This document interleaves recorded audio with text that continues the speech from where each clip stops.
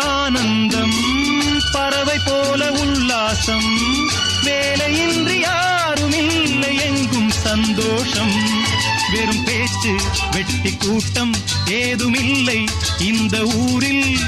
கள்ளம் கபடம் வஞ்சகமின்றி கண்ணியமாக ஒற்றுமை உணர்வுடன் வாழும் சிங்கப்பூர் அக்கரை சீமை அழகினிலே மனமாட கண்டேனே